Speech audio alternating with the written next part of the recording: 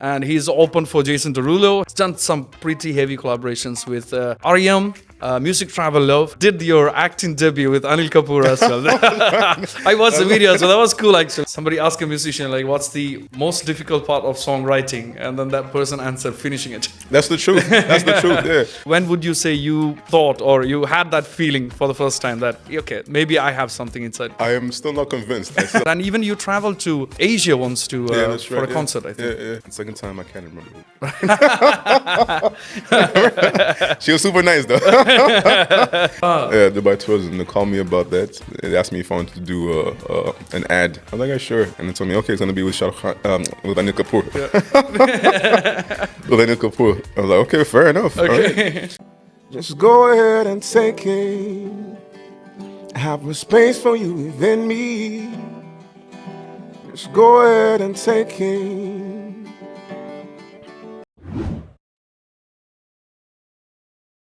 All right, guys, welcome back to the Setlist podcast, and this is episode number 2. And we had an absolutely stunning guest with us. I'm sure most of you have seen, if you've been following the music scene in Dubai and UAE, I'm sure you have seen his face, and his voice is one of the most unique voices in the country, maybe more in the region, I would say. Far too kind.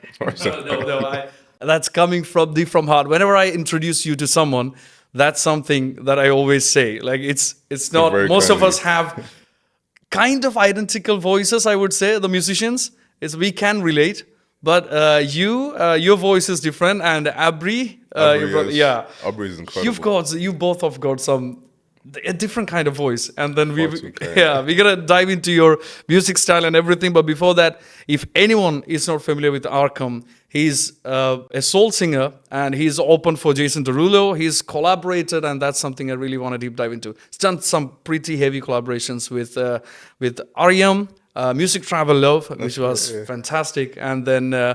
You did your acting debut with Anil Kapoor as well. I watched the video, so that was cool actually. Really? Yeah, I love it. So yeah, we got a lot to discuss. We got a lot of things coming your way in conversations. I have noted down a few things, and he's going to open up a few things as well. So yeah, let's welcome Arqam to the set list. Thank you so much. Thank you so much for having me. I appreciate it. Thank you. I'm it's really honored to have you. You're far too kind. No, you always deserve that. You remember how we met, how we talked for the first time? I think we met at there's a place here, I think near DFC. DFC, yes. That's right. And Double Decker, I think. Yeah, and the first time we actually communicated was for you connected me to the Dubai tourism for the MOTB project. I don't know if you remember. Yes. So you actually reached out to me. There is something that if you like to talk to them. Yes. That was a long time ago. A very long time ago. That was like 5 years. That's right. Yeah. Yes, that was the first. Wow. No, I totally. So because why I remember that is after that reference, I actually worked with them for almost like 4 seasons. Oh, really? Okay, fair from enough. That reference. So it worked out really well. Then. Yes, it did. That's what counts. So yeah, that was so kind of you because I think until then we haven't connected that much. It was just like, yeah, I'm a musician, you're also a musician. We just met at some music space, and that was nice. Yeah, that's pretty much it. Yeah, pretty much it. I haven't been active in the open mics circuit for quite a long time, but it's nice to go there once in a while and see the music scene. Yes. But yeah, it's always good to help each other out. That's the idea. Yes. We're in this circuit together. We try to elevate each other, right? That's the exactly. idea. That's what I actually really love about the Dubai music scene, the UAE music scene. Like everybody's so cool with each other. There is at least not much I have seen any competitions or anything. It's more like very friendly and more like a family, I would say. And I think that's how the scene should be. I think we should have more collaborations as well. Yeah. And I think we should have more original music as well. Right. I think we focus too much on covering songs. Yes. Which is not a bad thing. Yeah. This is what the marketer wants. Right. But as artists, what we need to do is to create more original music. True. So I think that I'm trying to push for that. True. The when I started back in 2018 and until now, let's say until this year, 2024, I've never focused on original music, and that's something that I really feel like I'm so late to decide. It's never too late. It's never too late. As long as you have something to write, to sing about. It's never too late. Right. Yeah, so maybe it's your time. Yeah. I felt like it's high time, and that's why this year I have my first thing coming out next month, and then I have the second one on the production. So I'm really excited. But I think as you said, like we need to focus towards the original music as well, rather than completely covering other songs. Like I think that's where the soul of a musician is. Like exactly. That's what makes you an artist. Otherwise, we're just jukeboxes. Exactly. That's the idea. I think we need to work on some more original pieces. Indeed. And it gives us our sound. That's how we find our sound, right? Exactly. Yeah. Once you start working your own. So true. But we'll get there. We'll get there. Yeah. And so the initial thing that I wanted to discuss with you is about your music style. So we have a lot of pop singers, commercial, everything. I think 80% of the people do from musicians do pop, commercial, classic rock, the typical stuff. We do not have much soul musicians. We should have more soul musicians. We should. Yeah. We should. The reason I like soul music because they always have a message. They always have something positive to talk about. Yeah. And even the way the emotes in soul music is very different, and I enjoy that more. Right. So I mean, I listen to a lot of the old school soul music, and then neo soul as well to a certain extent. Right. But I just love the emotion that you receive and that you give out from soul music. I totally agree, because the every song which I have seen you perform on socials, and most of the soul singers that they perform, they really feel the music, like, and it also, I think it's also the kind of the music that encourages them to feel it. It's not entirely like these days the commercial songs. It's not, you don't feel it. I have to agree. And also, I think it's the subject matter as well. Sometimes the subject matter is very different in pop songs nowadays. Right, yeah. I mean, yes, some love songs, they have amazing lyrics and delivery. But I think a lot of the songs nowadays is more about bragging. Yeah. It's more about, and a lot of brands. Yeah. So, I mean, back in the day, I think, and I think there's a certain section of musicians, nowadays especially, that are going towards being a bit more, putting more depth into the music. Right. I think it's very important. It's a very powerful vehicle for us, music. True. So talking about things that will inspire people, will perhaps allow for some introspection. Yeah, and have some messaging in the lyrics. It has to be something that, that leaves something positive behind. True. And so I think we're moving towards that direction as well. It's getting there. I mean, everything is a journey, right? It's steps. Do you still feel like the UAE music scene it's in its early stages, or it's still in its early stages? It's still in infancy, I think. But having said that, I've seen a lot of new musicians coming up. I've seen a lot of developments, a lot of support from the government as well. Yeah. So things are moving quite fast. Right. If you look at the region as well, Saudi is coming up with a lot of very quickly. Yeah, a lot of amazing musicians coming from Saudi. Yeah. There's a lot of support from the government from Saudi as well. So it's becoming a regional thing. Egypt has been established for the longest time. Yeah. Egypt has an amazing music scene there. I think the radio stations play a lot of the local musicians. Yes. So it's kind of nice to see the region sort of coming up. True. So people get to know that the region has music as well, that we have musicians, that we have art here. True. So it's getting there. Right.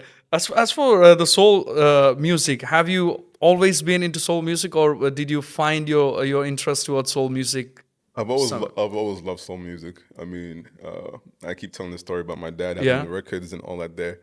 And my dad used to have some records that we used to listen to. And then growing up, I think R&B was also something I used to listen to. Boys to Men, As Yet, Music Soul Child. Yeah. So D'Angelo's a bit more sort of neo soul as well. Erykah Badu. So all of these things kind of guided my musical sort of inspiration. Right. So when was the time that you actually felt like, okay, we all listen to music, but then it's a different thing when you realize, okay, there is a musician inside me. Like I can sing or write or play an instrument or something musically, I can do it. So when would you say you thought or you had that feeling for the first time that, okay, maybe I have something inside me? I am still not convinced. I'm still trying to figure that out, because I feel like it's to say that I'm an artist at this point is probably an exaggeration, I suppose. I think it also has that we all have that imposter syndrome that we all talk about. Yeah, for sure. So for me, I think at this point, I'm enjoying making music. I'm enjoying the writing process. I enjoy getting better. I enjoy learning to do different things in my voice, to improve my voice, to improve my writing. What inspires me is what I try to write about. So I'm trying to get better. I think also being a better human being helps with the music as well. Right. Because then it sort of guides you to what you have to do, I suppose. Yeah. And sometimes, yes, there is a failing as well. You feel like you're taking a step back, you're doing commercial things, and you're thinking, Yeah. you know, Yeah, it's not yeah. what I signed up for. But at the same time, this is what allows you to do what Yeah. you love. Yeah. So it's a give and take as well. Yeah. So it's a process. I'm always going through the same process, trying to figure things out. Right. And it's crazy how when I first did the first song, it was Growth. It's called Growth. Growth. Okay. Yeah. And the idea of growth was basically I was going through a process. Ah. And I thought to myself, what was the idea of, what's the purpose of life? Right. And it's for us to nurture the next generation, right? So it's called Growth, and it talks about some things that I learned that I like to share. Yeah. So and the chorus goes, "Young and keep on growing." You know, that's the idea. So I mean, for me, that was a song that I would like to have heard when I was growing up. Right. So I did the song because I would have loved to have heard that, and so someone else hopefully could hear that and be inspired, and that's the idea. So it wasn't like I want to become a musician because I wanted to listen to something that would have inspired me. So that was the idea. So you be that person that I mean, at least you hoped you had when you were growing up. Yeah, exactly. That was the idea. Fantastic. That's super cool. There's one. The latest one was with the Tiano Blass. Tiano, yes, yeah. That was the latest release, right? Yeah, that's right. Yeah, that was the latest release. There was 2 releases. There was Summer Down and there was Forever. Right, Forever. Yes, yeah. Forever Tiano. I love that song. That was something that I mentioned like initially about the collaborations. You are one musician that I have seen collaborating with lot of musicians. Like wherever I find you, you've collaborated with a lot of musicians, and even you traveled to Asia once for a concert. I think. Yeah. Twice we did. One time I did it with Ghost. Okay. And second time, I can't remember who. She was super nice though. Like, I can't remember her name. But that's something you truly. I mean, there are musicians who likes to collaborate for getting the best out of the other musician, but there are musicians who really love to collaborate because they love to collaborate. They want to put something out with the essence of somebody else as well. So you're one of those musicians that I've seen collaborating with a bunch of artists, like that too in different styles as well of music. Very true. So Music Travel Love, we did Stand By Me. Yeah. Which that's is a song possibly that I love. my most favorite cover that you have done. I still listen to that. Recently, I think, I'm not joking just because it's a podcast, but I swear it's 2 or 3 weeks back, I was showing that video to one of my friends. Like I was telling, like, these are my friends. Like we had Suzanne. That's right. Yeah, and then you and I was telling these are my friends. Yeah. That's probably one of the best covers that I've listened you doing. It was Dunya, Maya, and Suzanne. Yeah, that's right. Yeah. So, amazing music. For me, it was a lot of fun because we recorded it in one day. Wow. In a couple of hours, really. Okay. And the Music Travel Love, they had a room, a hotel room. Okay. We walked in there, we recorded our parts real quick, we were done. 2 days later, we got the edits. And this is the song, how it sounds. And then we did the shoots in half an hour. Right. The drive to half an hour.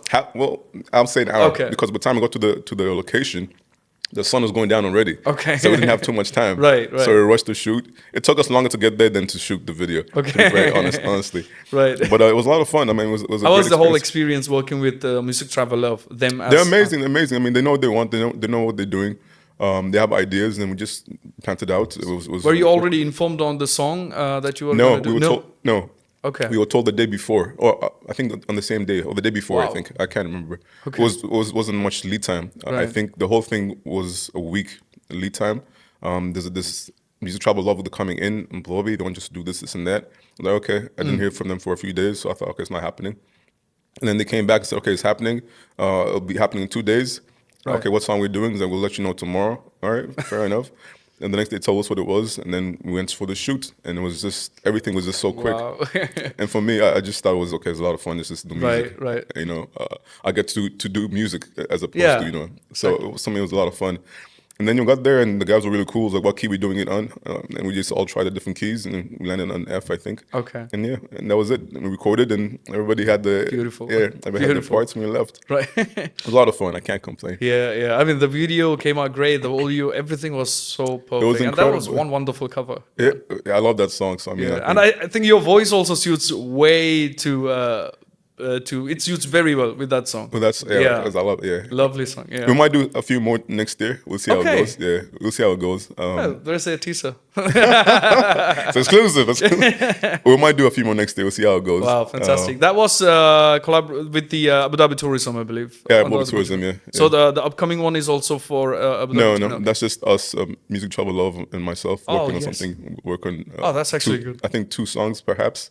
Depends how things go, right? The timing, etc. So it's just like how you pitched me onto Dubai Tourism, and I more or less, yeah. Yeah. Then you have to take your things in your own hands. So that's the idea. That's very good. So that's something that I wanted to pick your brains on about the collaboration. So let's say for other musicians, even for me, since I've at least decided to write more songs, and I'm thinking about collaborating with other artists. How would you think? How do you suggest the other artists to approach the whole collaboration thing? Do they reach out, or do they have to do a proper background study on the style of music the other person that they want to collaborate with? Not necessarily. I think you have to have an artist in mind that you want to work with. Okay. You have to have an idea in mind. Right. Because if you approach an artist and you don't have anything to talk about, or you don't have an idea to start from, it sort of becomes you put some work, I put some work in. Otherwise, it becomes a bit more tedious for the other artist. Yeah. But if you tell them, okay, this is the idea I have, I want you to do this part. If you're interested, let me know. Right. If not, then you move on to somebody else. Okay, if you're interested, yeah. That's how I think I would approach it. Right. I think it's about sort of implementing some ideas of your own. Okay. And if it's great for the other artist, then super. I think people love to make music. Right. As long as it's an idea that that inspires them, then you move. Yeah, I think that's something I realized very lately about the second approach that you told. Because initially, I have no background in writing songs, none of us had when we did for the first time. So I was actually confused on how the whole collaboration thing works. So initially, how I thought was, I come up with a section of the song, and then the other person come up with the rest of the part, and then it becomes one full song. But I think the way that you just explained, it makes more sense that you have a proper structure of the whole song, and then you find an artist which can suit to that portion to a section. The song I did with Tiano, Forever, basically he had the whole song. He didn't have any lyrics. He didn't have a melody. Okay. But he had the song, and so it took us maybe an hour, 2 hours to record that song. Right. Only the vocals on me. Okay. He did put some strings and etc. That took a lot longer. But he had that song. I did my verse. We wrote it right there. I did my verse. Okay, he's like, okay, I like the idea, the direction. Okay, he did this verse. And then he started rapping in it. I was like, you know what? I have to rap in it too. I didn't really rap. I was doing a Drake. I was singing rap. Right. And then we came with the end of the chorus together. Like it just worked. It had a flow to it. Yeah, it had a flow to it. Right. So, but we had a song that we can sort of drop into together. Okay. And everything just worked from there. And we're doing, I think, another song. Hopefully next year. We'll see how it goes. You got a lot in pipeline. There's a lot to do. Yeah. I can't complain. There's a lot to do. Good. I'm enjoying the journey. It's fun. We're making music, Beautiful. Yeah, we're going to dive into... It's either this or 9 to 5. Yeah. So I'd rather do this. We definitely know what we're choosing. I'd rather do this. Yeah. So I was about to jump into your the whole songwriting process. So every musician that I want to bring on to the podcast, or who I talk to, this is something I really try to learn from every musician, because everybody has different style of writing songs. Yeah. So the same thing I asked Ibi also in the previous podcast, like what's his structure, or what's his, let's say, the journey of writing song, like where does he start? If it's with an instrument, if it's with a beat, with a riff, or does he start with a lyric? So that's something I really love to pick brains on. But before that, just one question that I love your songs, all the songs. Thank you and so there's much. a pattern that the beat, which is also my favorite, the 6/8. 6/8, they're all 6/8. It's something, I think I started liking the 6/8 from the John Mayer songs, especially the Gravity. Yeah. From there, I was like, it's such a beautiful time signature. And I love I've 6/8. noticed you. Yeah, I love 6/8. Most of my songs, I think, are 6/8. Yes. But I think it's just, for me, it allows me to build it up a bit more. So for me, 6/8 is nice, but I need to change it up as well, to be honest. No, but I think that's very beautiful. That's something that you have your own style of singing over the 6/8, and the way you put the lyrics on top of 6/8. It's not like that beat goes and then the lyrics gets cranked up in the beat. Yeah, But yeah. I have found, I can't remember which the song that was, but I've seen you. It's more like proper versing towards with the beat. Yeah. It's not like you're fixing a few words between this, but you just glide through the beat. Yeah, I think it's people sometimes get too intimidated with timing. Right. Yeah. Sometimes it's not when you start, but when you emphasize. So you sort of just go into it. Yes. And you sort of build it up from there. So Right. I always enjoy doing that. For me, it's a lot of fun. That Even the songs that we cover, sometimes I just do it on my own timing. As long as we end on the same, we sort of build it up from there. Like Right. you have so much leeway. Yeah. Don't restrict yourself. You have so much leeway. Yeah. I've seen that the cover of yours of Knocking on Heaven's Door, I think. Yeah. That was slightly a different take on that song, yeah. and I loved it. I love how you navigate the time and then the beat, and then you beautifully just the lyrics glide down the man, beat. thank you so That's much. something that I really noticed. I loved it. There's a lot of fun doing it. I love that song. So Yeah, a lot of fun doing that I song. mean, it's so much fun that we make our own styles of different songs, right? We have to. I mean, Yeah. if you're doing covers the way they did it, what's the point? You can just play their song. So it's nice to sort of make your own rendition of a cover. You know, you put some creativity into Right. it. Otherwise, it's just doing their song. It's Yeah, just- exactly. You have to put your own flavor to it. Yeah. So it's always nice to do covers, I think, That- when you can add your own element to it. True. Yeah. That's one question that I always question myself when I started doing gigs in the venues. Yeah. Like, why would somebody listen to me rather than listening to the music playing in the background? Very fair. Yeah, So, very fair. yeah. It's always good to add your own element, Yeah. which is why I think pushing for original music is important, because then you have a style that you can then implement to other songs that you've heard of that you like to sing. Right. So it's always good to have you know. Otherwise, you're singing like somebody else, which is then not really You're developing just you as being a tape. you're moving jukebox. Yeah, exactly. But fair, Yeah. fair. So let's about your songwriting. Yeah. So the way I saw different people writing, there are different musicians who approach this different ways. Some start with a few lines of proper lyrics and then work everything around it. Some start with some riff or on the piano or the guitar or maybe some beat. How's your songwriting? I've like? done both. I've played the guitar, and then I like heavy, for example. I played the progression first, Okay. and then the song came to mind. And then I've had songs where I've written something before, Okay. and then I heard the song, and it made sense to put those lyrics into that song. Right. And for me, sometimes conversations inspire me to write lyrics, or sometimes it's taking a walk. I put my headphones on, and then I'm inspired. I love taking walks in I say Mushrif, but Okay. now it's season for Mushrif. But in summer, I don't take walks at all. Yeah. Still too hot For for obvious that. reasons. It's too hot for that. I don't need a tan. But so I do both, really. It depends on the song, depends on, and sometimes with collaborations, for example, there's already a song there, and you have to do is just write lyrics around that. So you have to kind of be able to do both. I think they're both very similar in the sense that you already have an idea when you hear the song, or you have an idea that you've already written down. Right. So either way, sort of kind of works. Right. and- What have you find more easier for yourself to do? Coming up with tunes or coming up with lyrics? What have you found? Probably lyrics, Lyrics. to be honest. Yeah, I mean, I play the guitar, but not really that well. Okay. So it's easier for me to sort of come up with lyrics, to write things down, and then I can always develop them further. So I mean, I don't necessarily finish a whole song, but I'll write a few verses, maybe a verse, and then I think of a chorus, perhaps, and then I move to another song, and I think of something else right there. Right. Again, each song has a different direction Yeah. or different inspiration. Yeah. So I sort of try to keep writing. I have I think notebook in my backpack somewhere. Oh, And I you always keep- carry it with you? Yeah. Okay. I always carry it with me. So I write when I'm inspired or something, or if I had a conversation, if I watch something that I thought was inspiring, and I write something about that, and then I sort of develop it further. Or I put some voice notes on my phone. Yeah. Yeah, I was gonna get to that question. Like, do you do that as well? Yeah, I do. Yeah. Sometimes I have a melody, or maybe a line or two, Right. and I just put that on my phone, and then I come back to it later on, and I write on top of that. So there's different ways to do it, I suppose. Right. Melodies help. Yeah, melodies always help. Yeah. It's there is some I can't remember which musician. There is in some interview or I have heard somewhere, somebody asked a musician like, "What's the most difficult part of songwriting?" And then that person answered, "Finishing it." That's the truth. That's the truth. Yeah, because I mean, I have a bunch of things I've written that I haven't really finished, but I know when I find a song that will fit into it, I'll finish it off. Everything's gonna blend in. Yeah. All come together. That's the idea. Fantastic. So the about the EP. Yeah. You have an EP coming next year, I Yes, believe. yes. You're working on an EP, I believe. Yeah, With, I believe with the Dubai Tourism Grant or something you mentioned in... It's basically Ministry of Culture.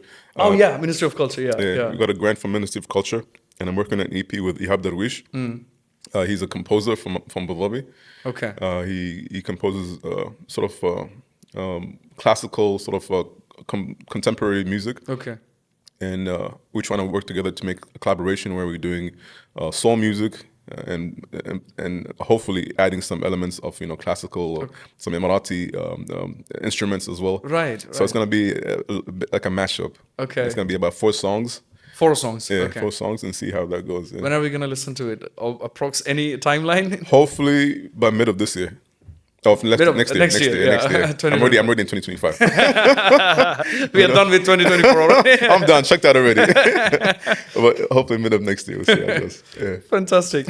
So so about the collaborations again, how important do you think it is for musicians to collaborate with other musicians early on, in the early stages of their, let's say, songwriting journey? Do they have to mature in songwriting to approach the collaborations with our artists, or what? Not necessarily. I don't think so. I mean, it's always good to sort of find your own style first and own direction, and then get people on. But it's always good to learn from other people as well. So sometimes it's nicer to work with somebody and they have a process already, and you can learn from them and fill the gaps that you might have. And sometimes it's nice to figure things out on your own, and then sort of establish yourself better as a writer or as a perhaps a composer, and go from there. So I don't think it's necessary, but it doesn't hurt either, to be honest. Yeah. Right. It could work either way, to be honest. Okay. Yeah. And about the songwriting again, I mean, I'm really trying to diving more into songwriting because it can help me out for my own journey as well. So about songwriting, there is one thing I always wonder, that do you really have to spend a long time on one single song, waiting for it to be, let's say, at least a bit perfect, that you feel satisfied with?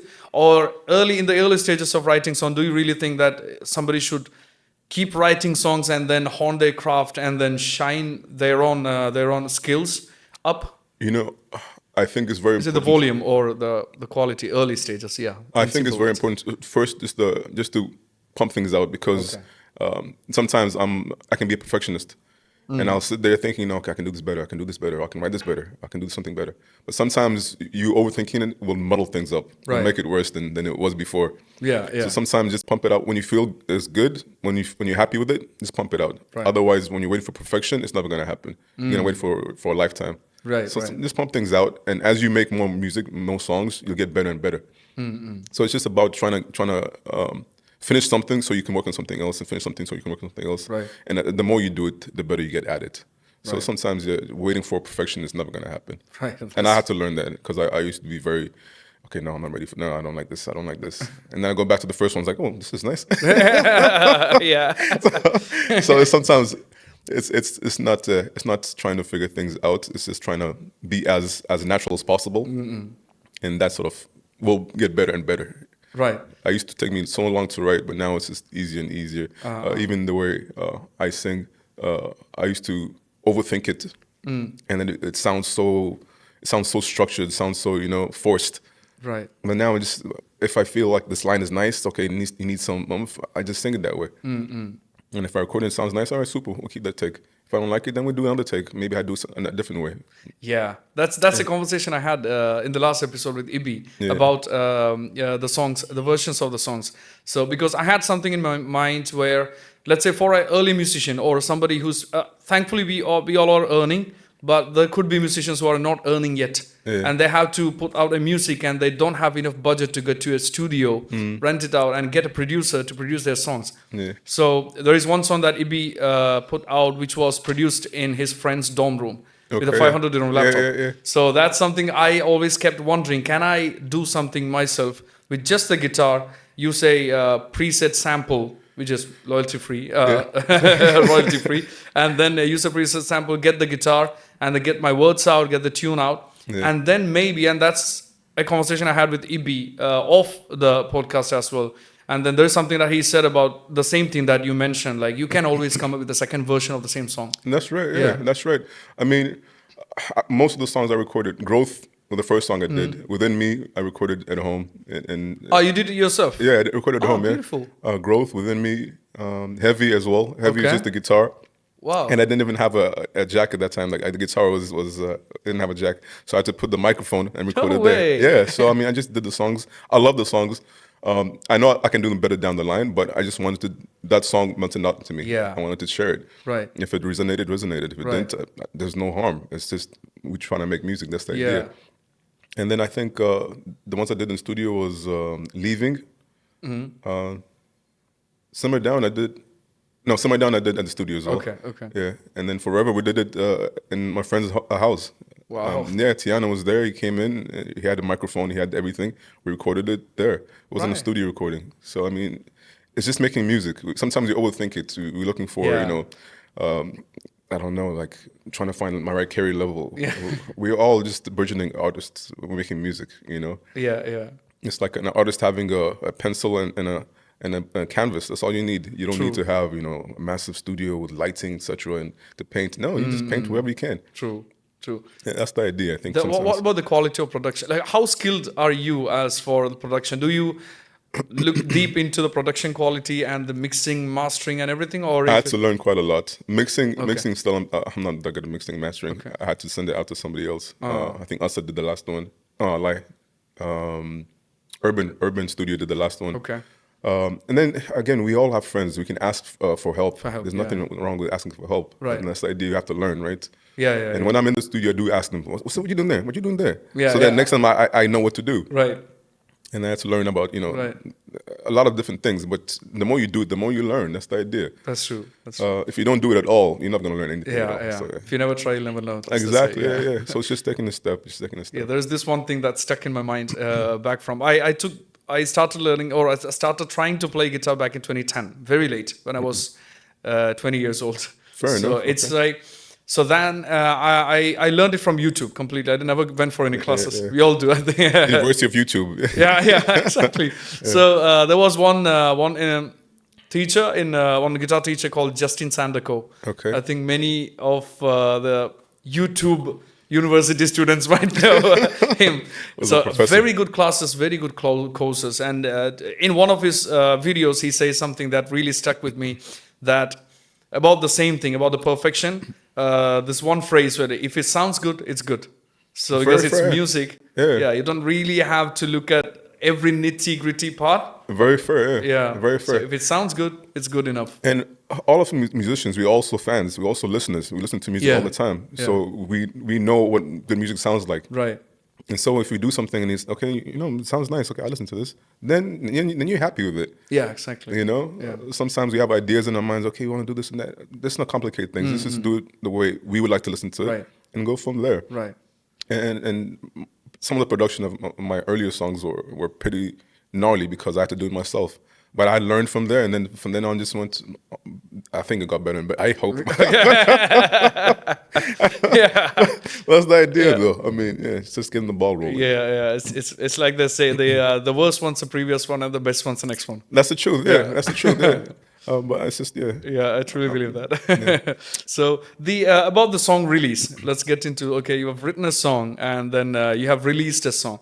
Do you actually plan a proper release plan or marketing plan towards a song, or you just feel this is the right time to release it, I'll just release it and then move on to the next project? Yeah, I think some songs I do put in a lot more time. Okay. And sort of try to do teasers, etc. And some songs I'm just like, you know what, I think this is ready. I'll just do a little poster coming next week, and that's about that's about it. Right. And for me, it's more long term. I want to have a bigger catalog, so it's just about releasing music. Oh yes. Streaming here doesn't make you any money, so and then radio stations don't play your music. So for me, it's more about trying to get my music to people that already listen to me, Right. as opposed to trying to find radio play or trying to find money off streaming. That's not going to happen, Right. not at this stage at least. So it's Yeah, more about yeah. being a catalog. And as you sort of develop yourself further, you can always revisit the songs, or you can, you have a bigger catalog of music you can Yeah. then, sort of share it down the line. It's always nice when people sort of find you or they see you in an event and then they listen to your songs on Spotify. Yeah. If you don't have any songs at all, then it's sort of, you lose the ability to be called a musician. Right, true. Oh, tell me about it. I've done a lot of gigs in the venues doing covers and stuff. I've had a few times, I mean more than a few, I would say, where people come up to me and say, can we find your music on Apple Music or Spotify? I was like, sorry, I don't have any. No, so it's always good to have that. It's always good to have that. And even if you can do some covers in your own rendition, you can also put them on Spotify as well. I very lately actually found out about we can actually do covers. Yeah, you can. Release them. You pay. I think you pay a bit of rights. To some distributors that can do that for you, and it's fine. But I mean, again, I always push for this original music. Okay, yeah, for sure. So about the let's say the covers as for a profession, let's say. So the way I navigated it initially when I started is. Initially, I need to have a ground to stand up. So that's why I thought about doing covers. And then I started doing gigs in the venues. And then I think I kind of fell on that comfort stage where we are earning, we're getting money, and we are doing music. But that was more like convincing myself that, okay, I am doing music where I was not actually doing music. I'm doing somebody else's music. Yeah, you're still doing music. I mean, it's not easy to learn other people's songs. But at the same time, I think to push yourself further is to making your own music. That matters more to me, I suppose. Right. I mean, I can see you at an event. I'm like, okay, I like this guy. I want to see what he's about. And if I can't find any of your music, then I'm like, okay, so he's just there. Yeah. He's not really pushing himself that far. Right. And I feel like we need to push ourselves. Right. It's always about what's the next step, right? How do you get better? How do you get better? Yeah. Many things that you're saying really resonates with me. It's like I'm talking to myself for many things that you're saying about the catalog thing. Because very late this year, I decided to do my own music. No, I decided to release my own music. Okay. So, but then again, I got stuck on that point where, okay, is this good enough? Or am I writing? Is this really a good music to put out? And then I decided, okay, next year, 2025, that's actually my plan for 2025, is put out as much as music as you can. Do not care about how many listens. Don't give a damn about the rap. Yeah. A lot of people focus too much on that. People sort of try to find ways to amplify that. It doesn't really matter because, I mean, people that like your music will like your music. And they will share your music for you. Yes. Trying to find ways to sort of amplify that, or trying to increase streams on Spotify, etc., or any of these platforms. For me, it's not my priority. For me, it's making music. Right. If people listen to it, they listen to it. If they don't, maybe eventually. If they don't, then it's fine. I still make music. I'm still happy with that. I'm satisfied with that. Yeah. My bread and butter is making events, is performing at events. The other ways to make revenue. And we need to focus on diversify ourselves a little bit. Keep making music, keep dropping them. Don't worry about listeners. That will happen eventually. It's just a matter of building traction. True. I wanted to do one track a month. That's actually what I was thinking last month. But I'm still I have that in my mind. I want to do that, but I'm not really sure if I'll be able to do that. It was difficult. It was difficult. Yeah, it was difficult. What part of it was finishing the song or getting it recorded and proper and finishing the song, everything, the whole thing. So first, getting inspired by a song, writing the song, think of a progression, recording it, mixing it, mastering it, and then just dropping it, and then you focus on the next one and the next one. So like it became hectic. It became a little too much. Right. So what's more of a realistic goal in terms of releasing music? If somebody wants to create a catalog rather than getting sentimental on one release. I think focusing on a single at a time as opposed to a whole album. Right, that will distract you. That will distract you. Because also people don't have the capacity, the attention span nowadays to listen to a whole album. True, So just drop a single at a time. And I think some songs take different amounts of time. Simmer Down took me a week and a half, 2 weeks. Oh. Yeah, Simmer Down took me 2 weeks because it was ready. Like as soon as I heard that, I was like, okay, this is this one. So it worked really, really well. Forever it took us 2 years. 2 years? Maybe a year and a half. Wow. Because we recorded it, we took the vocals, and then he went down to Chile and he got the orchestra on it. So the strings, there was the backing vocals on it. So all that took a lot longer. Right. Yeah, but then eventually we just dropped it on the 19th of December. Leaving took us maybe a month or 2 months. Okay. So it all really depends. And also some collaborations take longer, some take shorter, depending on who you're working with and depending on the ideas that you want to put into it. Right. Within me, it took me a couple of weeks. It wasn't that difficult. Heavy took me a couple of weeks. Again, it was probably because I recorded myself. So all depends, really, to be honest. Yeah. Let's talk about your acting debut. Oh, come on, man. No, how did that happen? That was from Dubai Tourism. Yeah, Dubai Tourism. They called me about that. They asked me if I wanted to do an ad. I was like, yeah, sure. And they told me, okay, it's going to be with with Anil Kapoor. With Anil Kapoor. I was like, okay, fair enough. Okay. All right. And, growing up, we used to watch Mr. India. Yeah. Wow, okay, yeah. We used to have a VHS, cassette, right. and we used to play that Mr. India, and I think we worn it out because we watched it all the time. Wow. So yeah, I was excited to do that, and yeah, it was pretty cool, man. He was super nice. Was that a quick project as the other collaborations? Yeah, like it was the pretty quick. Yeah, it was pretty very quick. quick. Yeah, it was pretty quick. I think it was 2 days before or something. No, I lie. I think maybe a week or two before, and then the shoot was the first shoot was 1 day. The second shoot with the band was the second day. And that was pretty quick. I mean, like I only had a short scene where I was just doing the whole in what's it called in Last Exit. Khawanij one. Yeah. Oh, okay. Yeah, it was Khawanij. It was Last Exit, I think. Yeah, it was Last Exit. Yeah, Last Exit. Yeah, Khawanij. And yeah, it was pretty quick, man. We just did the take. We did I think maybe 2-3 takes, and that was about it. And then we went down to the desert to shoot. Yeah. That was a lot of fun because we were jamming before he came in. Okay. And then he came in, he listened, and we we were going back and forth. It was nice, man. It felt natural. So how's he as an artist or? He's super cool, man. He's super cool, and I like that he always has ideas. Be like, what? What if I do this? Okay. There's something, all right, go for it. I'm like, who's gonna tell you no? Who's gonna say no to you? So I just went with it, man. It was my first time acting, so I was like, okay, cool. Right. Beautiful. It was fun, man. It was a lot of fun. Yeah. I liked it, yeah. Are you planning for more acting? Acting, I don't think so. I don't know. That was cool, actually. I watched the video. That was nice. I was looking at it like, yeah, it was fun, man. It was fun. Yeah. I enjoyed it. Yeah. It's a nice collab to have. Anil Kapoor on the list. Like, I have collaborated with Anil Kapoor. That's incredible. I never thought in my life I would be doing something with Anil Kapoor. So, I mean, I'm super, super grateful. Oh. How was the experience with opening for Jason? That was really nice. Derulo. That was really nice. The crowd was incredible. And was in Coca-Cola Arena. Coca-Cola Arena, yeah. Coca-Cola Arena. So it was, I want to say April? Yeah, I think it was around that time. Earlier this year, let's put it that way. So you got to meet Jason and... I didn't get to meet anybody. Okay. We did the sound check that took longer than expected. I met all the other musicians. Okay. Jason came in after we were done, so I didn't get to meet him, and I didn't stay for that long. Okay. I saw the first couple of songs, and I had to make a run because we had to do other things as well. Right. But it was a lot of fun. The crowd was incredible. It was a massive crowd, right? It was. And I think they thought I was going to sing in Arabic. Okay, I guess you were in there. Yeah, as a Kandora. Yeah. And so we did the first song, and they were like, what the? And then we did Stand By Me. We did some of the originals as well. Okay. So we kind of mixed it up. We had a mixed bag of songs. How long was the set?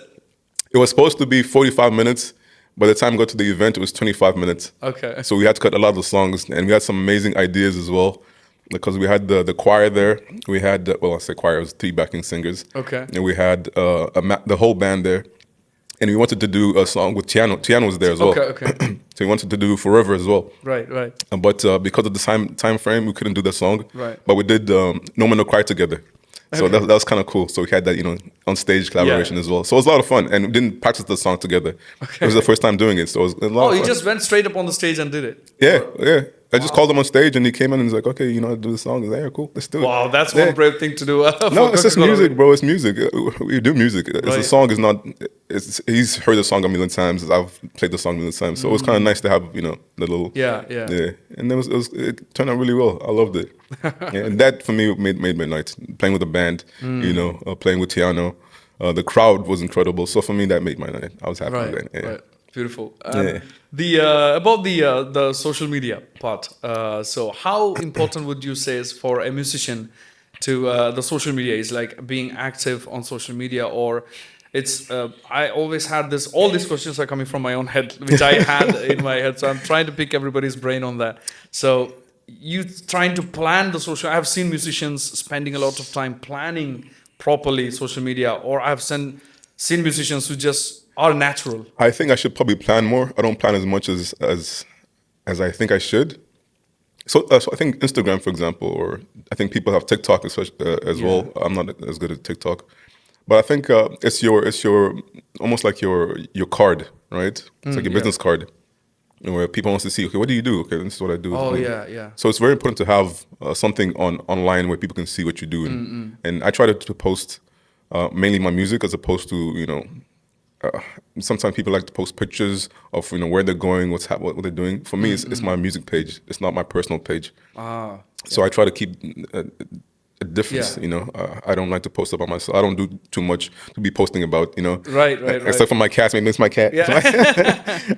I'm playing games today. I'm taking a walk. I don't do too much of that. Right. I just focus on my music because that's what the page is there for. I totally agree, 100%. Yeah, so I think I need to plan more because a lot of people tell me, okay, you need to have more posts every week. You have to post 3 times. What am I posting about? You know? So I think maybe I need to open up my mind to that a bit more. I completely agree to what you said. There could be different opinions, different ways people approach it, but I think I completely align with you on how I use the page as well. Like since I started in 2017, I think, the page was created in 2017. Since then, all these I've posted almost like 800 to 900 posts. I can confidently say, let's say 98% of the posts, maybe there could be maybe a 10 or 20 posts which does not have an essence of anything related to music in it. But I've always made sure anything that I post on that page has either a guitar or a mic or me singing or talking about music or another musician, anything revolving music. And I have had posts that I'm really good photos of somebody taking me. So I was saying, it's a really good photo and I want people to see this photo, but do I really want to post it? And that's exactly what I think about. And sometimes I just put it on my stories. I just put on my stories just because, it was nice, a nice picture. But I don't necessarily put a lot of pictures on my main page. Maybe I should. I don't know. Maybe I should listen to other people. I don't know. I have no idea. I'm trying to figure it out as I go along. What instruments do you play other than guitar? I play the keys a little bit. Okay. And when I say I play the keys, I learned from the same university you went to. Okay. So I'm still learning. College mates. I think the same year. But I'm trying to learn the keyboard. I think it's more versatile as well. Right.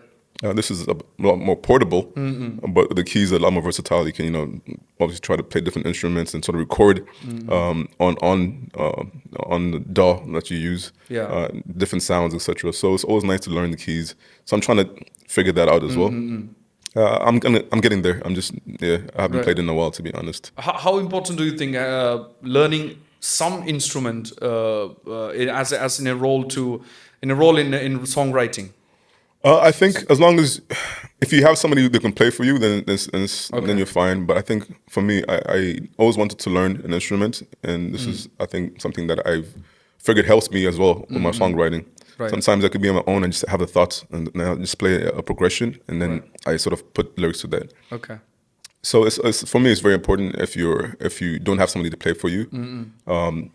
And sometimes even if you have someone to play for you and you have an idea in the middle of the night, it's kind of hard to call me. Listen, come over right now. Right. Why don't you play me this and that? Yeah. And sometimes, it's always nice to have a song in your head and you can play it or you can try to play it. Yeah. So I mean, it's for me, it's important for me, but not for everybody. I mean, sometimes people don't necessarily have the desire to learn to play an instrument. Yeah. Right. Yeah. So I can't say it's for everybody. And your music inspirations? Lauryn Hill, Music Soul Child, Sam Cooke, Otis Redding, Stevie Wonder to a certain extent. Okay. D'Angelo, Maxwell, Boyz II Men, As Yet. These are all people that I sort of... There is one thing I always run into... Bob Marley. Bob Marley, yes. Forgot about that. Yeah. There's a wall that I hit at some point where I write a song and then I feel like, okay, this sounds like some other songs that I got really inspired from. Yeah. how would you navigate that? Like, have you had that? Because my first single, I did that song. I wrote that song. It's a funny story. My first single, which I'm about to release next month, it was actually written in 2019. Okay. Recorded and mastered, mixed, everything done in 2019. Wow. Okay. So I'm releasing a 5-year-old mixed and mastered track. But what took you so long then? So that's what I said about the funny story, that I released the music actually. I did release it in 2019. No, 2018 we did that. 2019 I released the same song. And after 2 to 3 months, I started listening to it again. That was the point that I'm coming to. The song I started feeling like it resembles a different tune, which I really loved, a Bollywood tune. Which I really loved. A few of the tune, a few of the section of that song, which I never had in my mind, but it could have happened. Right, because definitely we are listening to the songs and we love the song. Yeah. After 2-3 months, I was like, do I really want this song out? Because people could say this sounds, part of it sounds like the other one. Right. And I took it down. Oh, wow. Okay. I took that song down from all the platforms, everywhere. And I even deleted all the copies of it. Oh, wow. Yeah, I went to that extent. Okay, then. So, and then until 2 or 3 months back, for me, it was like that song is not existing anymore, anywhere. Okay. And the last year, I felt like, okay, at least I had that sentimental value that it was my first one, at least. And we did that in a studio. And then I reached out to the producer that, do you think you have a copy of that anywhere? Source files or anything anywhere in your hard drive? He said, no luck, man, no. So, and then last month, I was going through a few videos of my old videos so I can find something to post on my Instagram. Took my hard drive. Then I found this folder, original music. And I was like, what? So you found it, okay? Yeah, I did. So I opened it. I had one wave file of that song. No source files, nothing. Mixed and mastered. Mixed and mastered. That was the only file I had. That is the only file I have. And then that's when I decided, okay, let me put this out. At least it's a milestone for me. Like it was my first one. Yeah. So no matter how it's good or bad or how it resembles, it doesn't matter. And also I thought is this is a 5-year-old version of me writing a song. So once I have that set, then at least I have a platform. So the next one I come up, at least I can gauge if I have made any progress in my songwriting and the way I sing, the way I do my vocals, everything. So the question that I was about to come to was the same thing. Have you ever felt like the song that you wrote is it resembles to some portion of something that of your inspiration, any of the artists that inspired you? And if yes, how would you navigate that? Like when you say lyrics or is it the melody? No, the tune wise. The tune. Yeah. Lyrics, I think there is only so much we can do. Yeah. When it comes with the tune, not necessarily, to be honest. Sometimes you're inspired by something that you hear. Maybe an instrument that you hear, but not necessarily taking a tune and sort of sampling it. I think it's more a rapper thing to do. Right, yeah. but I think, no, not necessarily. I can't think of any songs that I sort of heard a tune and sort of use the same tune. Maybe I was inspired by a tune, and perhaps maybe subconsciously as well. Right. We've put in a tune, but not necessarily something that I find that I do quite often. Okay. So what if it's it's something like my case where I already did the song, maybe everything, and later you realize, does this really sound like that? And maybe it's in your head as well. Maybe you focusing on that part as opposed to focusing on the rest of the song as well. And even if that part was something you put in subconsciously, it's still a part that it's something that inspired you. So it's not something that you just plagiarizing. Right. You've created everything else around that. So it's not necessarily something that you should worry too much about. Yeah. I think that's especially in this stage. It's your first song. I mean, obviously you're gonna be inspired by all the music as well. It's the first song. Just get it out there, and then work on the next song and get better. Yeah. And that's the way I'm approaching it now. I'm just gonna release it. Focus on the next one, exactly, and the next one. I think we had recently we had the lawsuit for Ed Sheeran about a similar issue. Where Ed Sheeran sued him? So he gets sued, or I can't remember which artist that was. So another artist, which is a senior artist, actually sued him because one of his songs had some similarities to one of his songs back from 60s or 70s.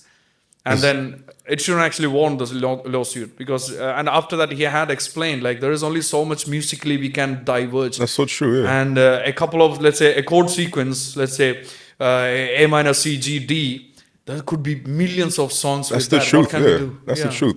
Nobody So- can patent it. Yeah, I mean, again, all the songs that we listen to, and I'm sure the person who tried to sue him also was inspired by a song he'd heard. Yeah. So let's be very honest. Yeah. All the music that inspires us, there'll never be anything original other than what we have. True. We only have so much we can work with. Let's be very honest. Yeah. So it seems very unnecessary. Unless you copy the song, like copy paste, Yeah. then I can understand. Yeah. But just using some ideas in there, this is Happens, yeah. so what can you do? This is only music. Yeah. But And I love the other one, the 10,000 hour rule. Have you heard about that? No, it what's was that? by Ed Sheeran as well.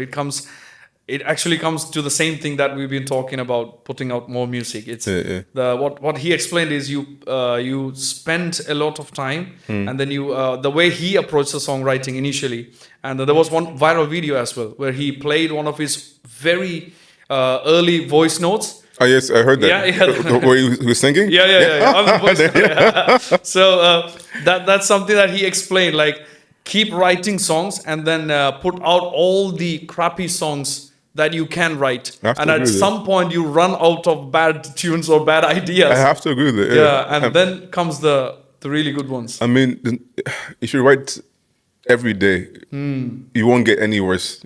It can only get better. You know, even if it's this garbage today, I mean, it can only get better. Right. What does it hurt to write, right? True. Yeah, so, yeah. I mean, just keep on doing it. Having said that, I probably should play the guitar every day because I think I'm getting worse. Yeah, this is a reminder. So where are we seeing Arqam going forward in the coming? You have lots of. We already talked about your EP is planning to come out, and then there is one track also about to release. I think single. No, we just released one, Okay. Forever and Summer Down, and we're working at releasing an EP mid next year. Okay. And then we're doing a concert, Fridge concert, Oh yes. on the 11th of Feb. Okay. I'm not sure if I should announce this yet. I don't know if it's gone. Anyway, Yeah, it's an let me know. exclusive. So It's an if I need to exclusive. cut that out. 11th of Feb at the Fridge. Yeah. I'm looking forward to that. We're doing some mashups. Okay. We're doing originals and covers. You gotta mix it up. Right. And Vahamiti, she's an Italian singer. She's gonna open for me. Okay. Yeah, so she does like R&B music, Right. and so she's doing some of her originals as well. And I think we're doing a cover together. So I'm looking forward to that one. Wow. So 2025, you got plans early on. It's busy. Yeah, Then I'm doing something special in April as well, which I can't say until it's been signed off. Right. Yeah. So, but that's gonna be a nice one as well. Right. So one question. We just mentioned, like, you still feel like you are still a baby in music. Let's say you are still on the early stage. Yeah. When would you consider yourself, or let's say for me, the one obvious answer that could be the answer would be once, if fingers crossed, if I happen to play on Madison Square Garden, or let's say locally, I play my own show in Coca-Cola Arena or Etihad Arena. That would be a point where I consider myself, okay, I kind of made it. Yeah, I kind of. What would be that point for you? I think it's there's a sense of I think to think that you've gotten somewhere means the journey's ended, right? So for me, it's always a sense of I don't think I've ever made it or ever will make it. Okay. It's always trying to keep growing, right? Trying to keep doing more. Right. Because I feel like if I do make it, then where do I go from here? Yeah. Right. So it's That's a always a very sense valid of point. keep moving, keep moving. You're familiar with Gary Vaynerchuk?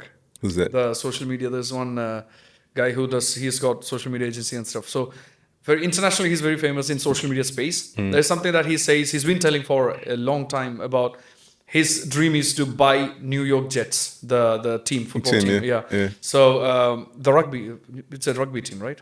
I don't New Jets. I think it's New York football. Jets, Yeah, football. team, Yeah. So there is in one interview that he explains the same thing, that his dream is working towards buying New York Jets, not exactly buying New York Jets. Right. He wants that journey where he tries to. Right. Yeah, he works hard towards buying New York Jets, but he actually don't want to buy New York Jets, but because he wouldn't know what he want to do after that. All right. Yeah. Fair I enough. think it's the same thing that you said. Makes sense. Yeah. That's.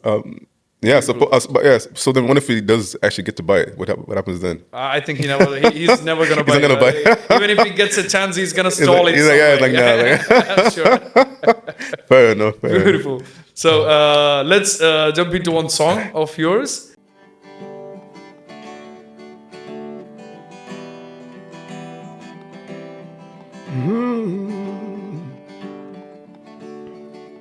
listen.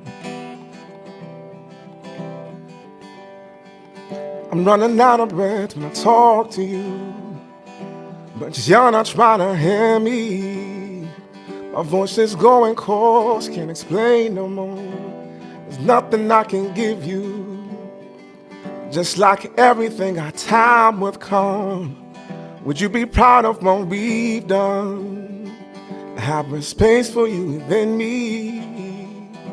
Just go ahead and take it. Have a space for you within me. Just go ahead and take it.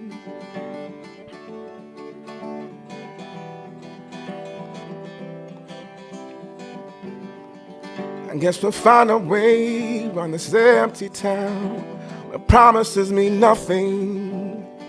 Neither you or I are above the lies. That's why we're still fighting.